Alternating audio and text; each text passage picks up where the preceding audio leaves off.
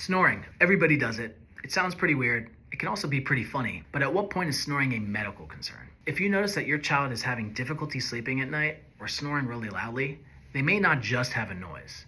They may have obstructive sleep apnea, a condition that can affect their nighttime rest, but also their daytime activities. Children with obstructive sleep apnea often have restless nights, daytime fatigue, and may often have attention or learning disabilities at school. Symptoms such as loud gasping or pausing at night, very loud snoring, or just restless sleep may have this condition. Early treatment is extremely important for your child's health, energy, and their future. Don't ignore the snore. Schedule an evaluation with our ENT team today.